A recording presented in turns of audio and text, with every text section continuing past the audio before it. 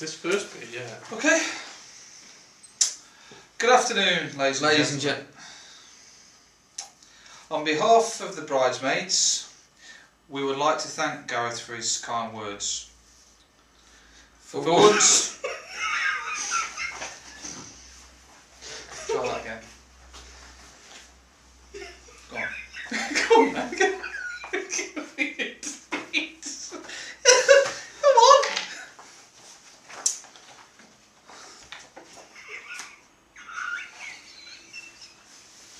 Oh no, please. It's nightmare.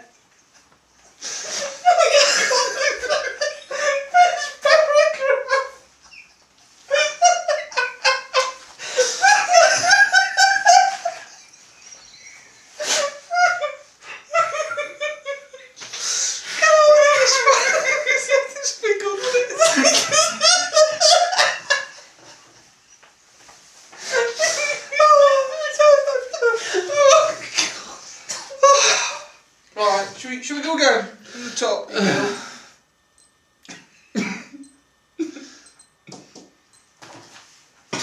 We can't get past the first paragraph.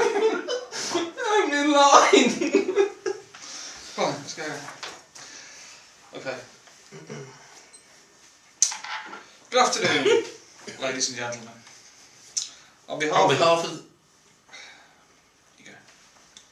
We would like to thank Gareth for his kind words. Kind words.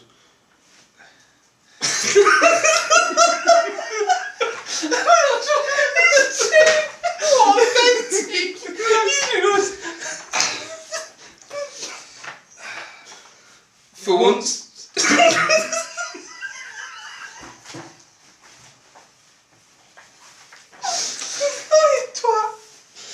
For once, we agree with him. They looked stunning. And didn't they?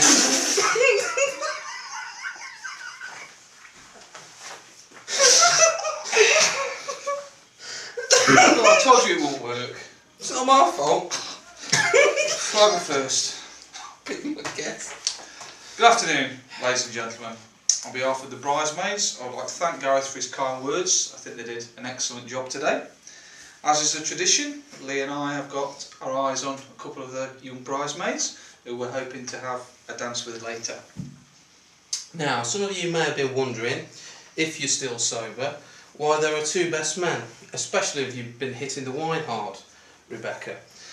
No, you're not seeing double, it's just that Gareth had calculated that he would have time for 2 drinks in the pub beforehand.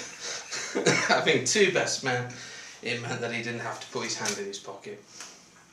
No, seriously, Gaz tells us that he couldn't choose between us, and it was a lovely gesture that he asked us both. It goes without saying that we're both honoured and privileged. I would like to thank Gareth for giving us the opportunity to stand up here and humiliate and ridicule him in front of all his friends and family. First of all, we should introduce ourselves. My name is Paul. And my name is Lee. For those of you that don't know us, we are Gareth's older brothers. Yes, Gareth is the baby of the family, and as his elders we can probably recall countless memories of occasions when Gareth has tormented us. Lee even had to share a bedroom with him, and I'm sure only Jessica can imagine how that feels. Don't be disgusting, we had bunk beds. Yeah, but you did have to wipe his bum. Yeah, but not recently. Well, what about on the morning after the first night? I think we should just leave that on. Okay, alright, okay. Okay, as the baby of the family, as we say, we've all got a soft spot for Gaz, and so it is very hard for us to stand up here today and, as is the tradition, try and make a fool out of him on his wedding day in our speech.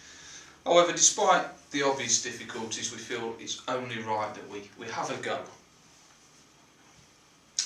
So, to begin with, I'd like to ask you to cast your minds back to a time when women wore shoulder pads and watched Dynasty, and men had moustaches and couldn't even spell moisturiser. That's right, I'd like to take you back to May 1983. Yes, Gareth was born on the 30th of May 1983. Paul and I were spread over our bedroom floor playing Subbuteo when we were told that we had a baby brother. Excited, I accidentally knelt on one of Paul's strikers, and so he hit me, which was perfectly acceptable in the 80s. Paul remembers Gareth's birth quite fondly, because 4 days later it was his own 12th birthday. To be honest, he was a bit disappointed that Mum didn't make it out of hospital in time to bake him a birthday cake. The #1 single in the charts when Gareth was born was Candy Girl by New Edition, but the big film that year was Star Wars Return of the Jedi, which our dad took us to see before Gareth, when my mum was in hospital, before she brought Gareth home. One of the main characters in the film was a large, bold, bloated character called Jabba the Hutt, so baby Gareth fitted in quite nicely with the rest of Lee's Star Wars toys. As a toddler, Gareth grew spiky hair, and I think he was just 2 years old when he started using hair gel. He followed us everywhere and always looked up to us, which explains why he's the fine young fellow that he is today. Yes, when he was young we took him to many different places. When he was a 9-year-old lad, I used to pick him up on a Saturday afternoon and take him to watch me play local football. Well, I'd like to think that he picked up several new skills. Yes, Paul, I'm certain that he learnt many things watching you, which explains probably his particularly appalling disciplinary record. Gareth developed into quite a little footballer himself, and his best days were probably enjoyed playing for local youth team Bretby Boys. He was considered a promising player. Yes, he always promised to play better the following week. Our mum and dad followed Gareth's progress religiously, and when we weren't playing or working we would often go and watch him and catch up on his progress. On one such occasion I even heard a spectator compare Gareth with Eric Cantona, who was a big star at the time. That's right, the guy said that Gareth was rubbish compared to Eric Cantona, but they did both have a big nose. Okay, on to Gareth's school years. Gareth had a unique relationship with many of his teachers, particularly at the William Allen Secondary School. Apparently the teachers were unable to handle Gareth's special talents, and so he left. Luckily, the Pingle School were able to cope with his talents, because he was in fact normal and not special at all. With his older siblings having left home by this time, only young Gareth remained at the family home with our parents, and he enjoyed a happy childhood in Newhall with lots of love, laughter and friendship, along with trips to Disneyland, Florida, Spain, and a season ticket to accompany myself and Lee to watch Derby County every other Saturday afternoon. During his last year at school, Gareth was involved in a road traffic accident, when inexplicably he tried to jump over a moving car. Our dad got the call that evening that every parent dreads, and Gareth spent time being patched up in hospital. Yeah, it was a very difficult time. I think we all breathed a sigh of relief as Gareth appeared to make a full recovery. In fact, it's only really been in recent years that the after effects of that terrible accident have been noticeable. The collision with the car prevented Gareth's arms from growing fully, meaning that only very rarely is he able to reach the bottom of his pockets and actually take any money out of them.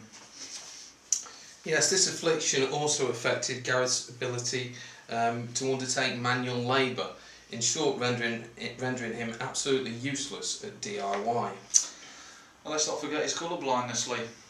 Yes, there's not a lot of people that know about that, only those closest to him and anyone else that has seen him buy and match clothes. Since leaving school at the age of 16, Gareth has embarked on a career in electrical engineering, and having worked with him, I can honestly say that he does give 100%. That's 25% on a Monday, 12% on a Tuesday, and so on. In recent years, Gaz has set up home in Swad with Jessica and learnt the pleasures of owning his own home, which includes the obligatory DIY. But perhaps it would have been wiser to have finished decorating the living room before trying to install that indoor swimming pool in the kitchen. Gaz and Jez have started to enjoy camping holidays in Newquay, and they seem to have taken to the outdoor life really well. I saw this for myself when I took my family down to join them in Newquay last year. While I was struggling to cook an English breakfast on a small gas stove, I learnt that Gareth and Jessica were tucking into a full English breakfast in the local Morrison's supermarket. Gareth is great at sport.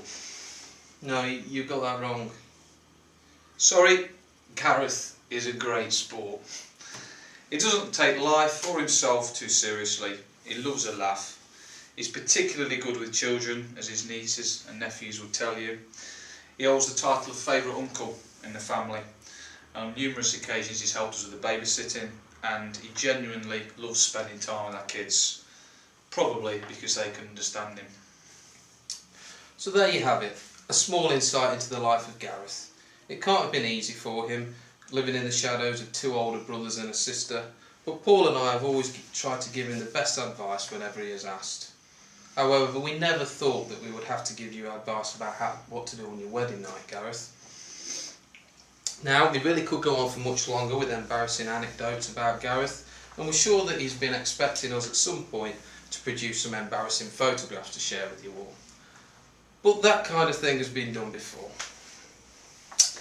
Yes, Lee and I wanted to share our brother with a much wider audience. A worldwide audience, in fact. Which is why, several months ago, we created a website in his honour. www.gazuncut.co.uk. With pictures and comments about Gaz, we intended this website to just be for family and friends. However, it's turned out to be a great success, attracting, in just over 2 months, over 21,000 hits, with comments from visitors all over the UK and even further afield, would you believe, as the US and Japan. Just a few of those comments included from Bill in Milwaukee. Gee, this guy really sucks. A former girlfriend called Fiona has posted on the site, and I quote, that he was useless in every position, obviously referring to Gaz's undoubted football skills. Yes, what started off as a practical joke has turned into something much bigger, with a cult following and an international fan base. That address again is www.gazuncut.co.uk. Please feel free to view our gallery of Gaz photos and visitors' comments, and also to sign the online wedding guest book.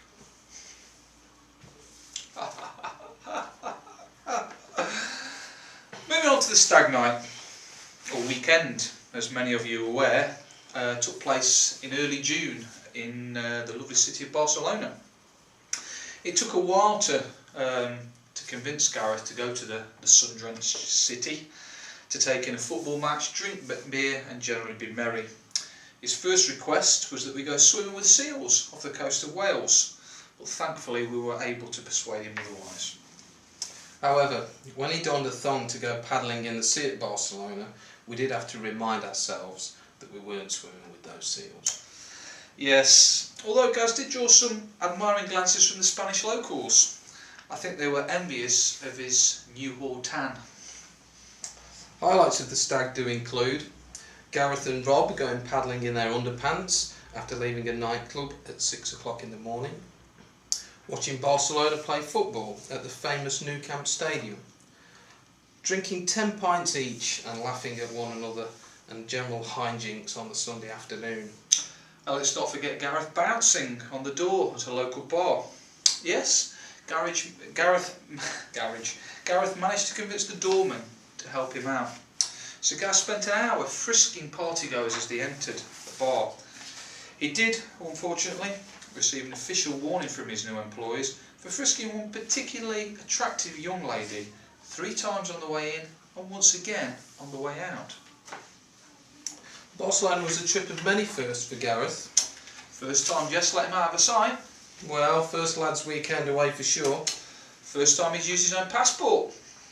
First time someone had ever paid for him to.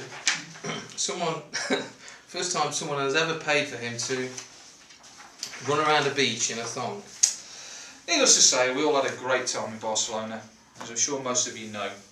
Gareth hasn't stopped talking about it since. It turned out to be one of Gaz's better decisions, although I'm sure he would agree with us that his best decision yet has to be his choice of bride. Yes, at this point it would be a shame not to say a few words about Jessica, or Jester as she is known to us. Who would have thought that when Gareth came out with us to the Chesterfield Arms for a midweek pint, he would meet his bride-to-be? Yes, we were waiting for Gaz to buy a round of drinks, but he was preoccupied eyeing up Jessica at the bar.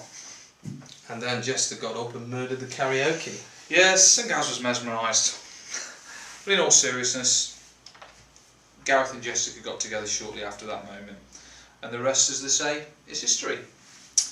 Jessica is a very sensible girl.